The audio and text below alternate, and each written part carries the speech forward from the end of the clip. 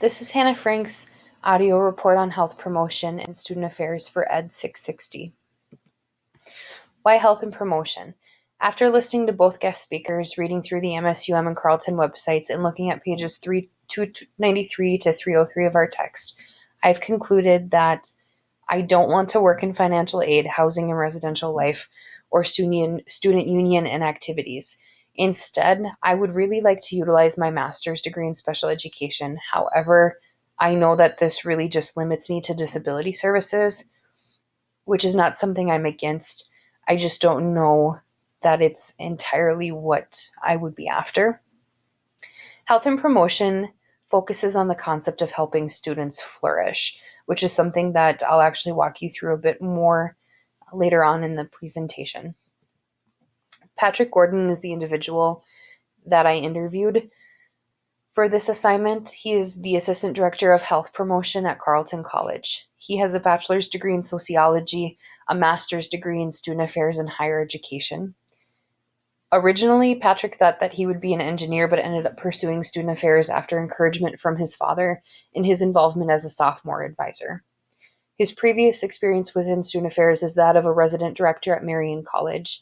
And then after Marian College, he ended up moving on to working at Carleton. At Carleton, he has served as an area director, a student health and counseling, I believe he was a director, and then was a grant coordinator. Now, through his role as a grant coordinator, he was able to apply and receive a 5-year grant under the federal government for alcohol and marijuana prevention. And so that's the piece he focuses on within health promotion at Carleton. The history of health promotion. Health and wellness programs generally include health clinics, which is the promotion of a healthy lifestyle, including exercise, nutrition, weight management, sexual health. We see alcohol, tobacco, and other drug programs in existence. Health and wellness programs have been around for decades. Generally, they are reactive in nature, right? Here's our health clinic, here are our doctors, this is the medication you can take. Oh, you're overweight, here's an exercise program, here's a nutrition program for you. Health promotion, conversely, is more of a proactive approach towards supporting the health of its students. In doing so, we actually see the reduction of costs and labor associated with medical needs and counseling or mental health needs. So the concept of flourishing is really the center point for Carleton College's health promotion within student affairs.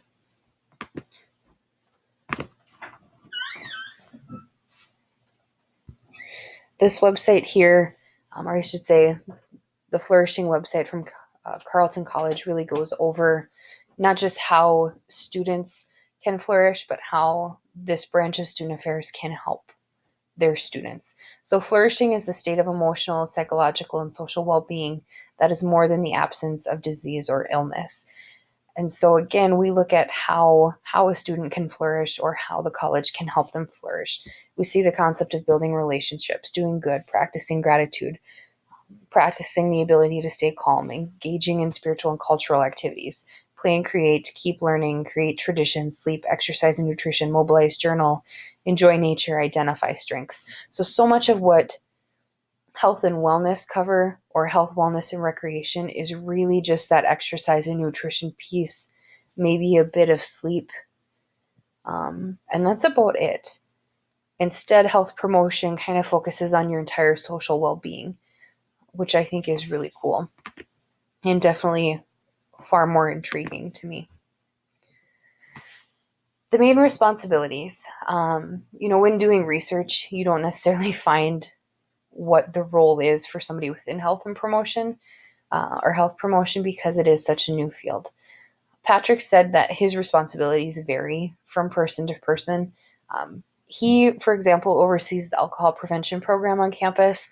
So this would include workshops, online programs, messaging campaigns, and individualized interventions. He occasionally works with other areas like mental health, stress, sleep, and sexual violence. No matter what, I think that anybody working within the student affairs branch of health promotion is going to kind of just divulge in those basic concepts here, or those basic activities of workshops, online programs, and messaging campaigns. Emerging trends within health promotion. There's not really any way to focus in on what the emerging trends are or how to exactly research that branch of student affairs. So I opted to talk to Patrick a little bit more about this, and he sees just a handful of trends. First and foremost, he thinks that the biggest trend within student affairs, especially this branch, will be mental health.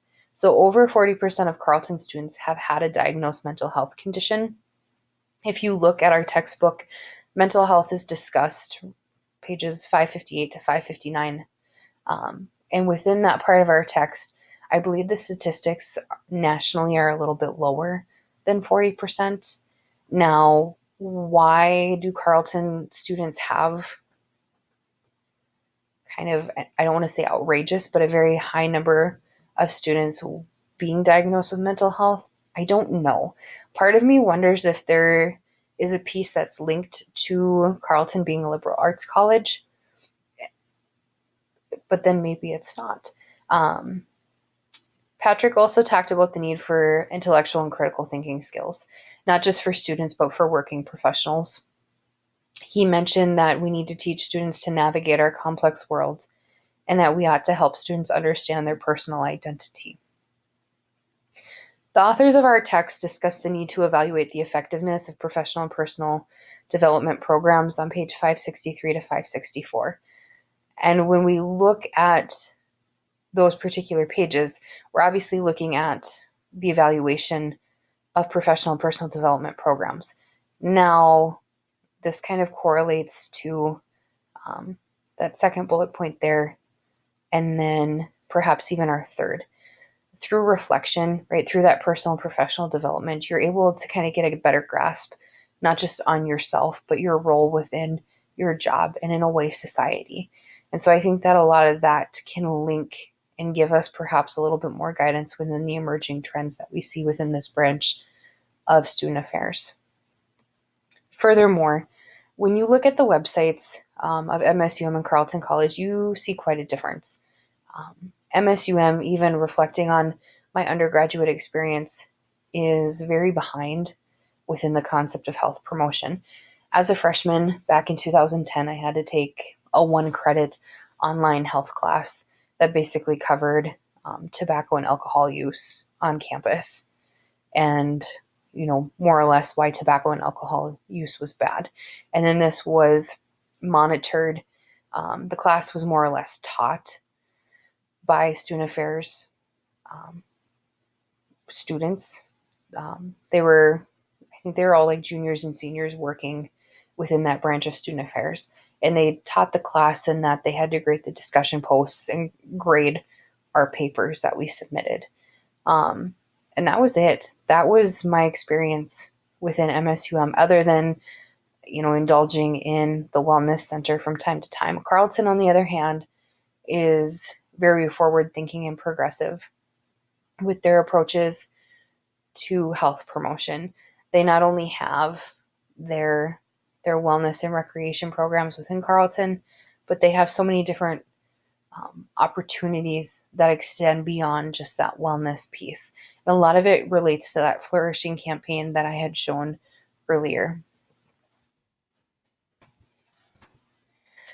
Patrick versus student services. I feel that Patrick is a bit more progressive than our textbook. And again, I don't know if that's anything related to Carleton being a liberal arts college or not. I feel that his stances and comments are actually supported, though, with solutions from our textbook. And again, perhaps that's why, because it's a handbook for student affairs professionals. For example, his comments on creating an identity and navigating our complex world caused me to revisit chapter 20 of our text. Now, chapter 20 focuses on the use of social media within student affairs.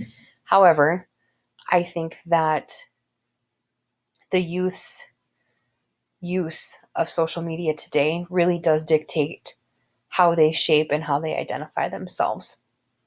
And so I spent some time just reviewing that chapter to see if student affairs has the ability to kind of dictate how our students would shape their identity or has a way to guide them effectively. And I think that health promotion would have an impact on that.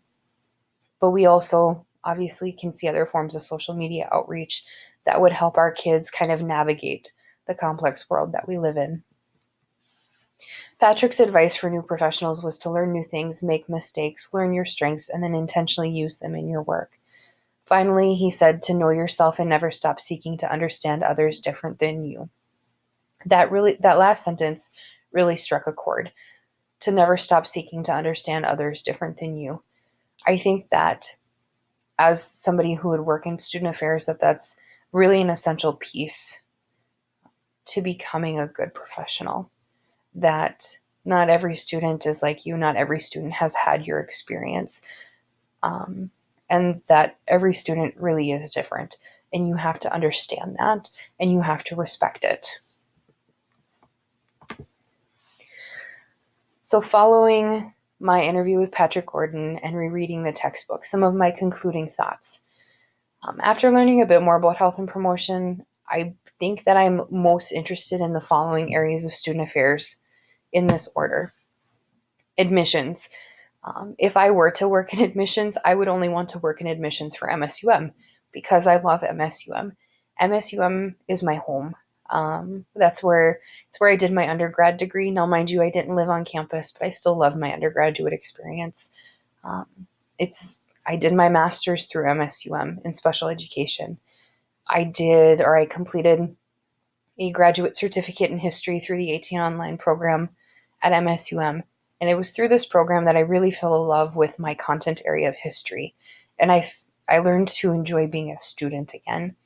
And I'm most grateful for that experience.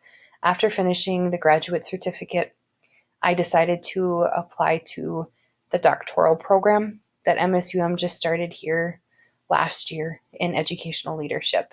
And I was fortunate enough to interview twice and then be granted early admission into the program. So at this point now, MSUM just has all my money. And I'm totally okay with that because, like I said, MSUM is my home. And I would love working within admissions, and particularly that of recruitment. Next, I think I would enjoy academic advising. I've always enjoyed trying to create a schedule, helping classmates create different schedules within their academic classes. Talking to the kids that I coach, I've always enjoyed kind of advising them on different approaches to life after high school. Counseling services is something that interests me. Career services as well. Actually, disability services ended up being lower on my list in terms of interest than I really thought. I would love to utilize my master's degree, but I think the more I study student affairs, the more I realize it's really just limited perhaps to my role within public education. And then last up on the list of what I'm interested in would be that health promotion piece.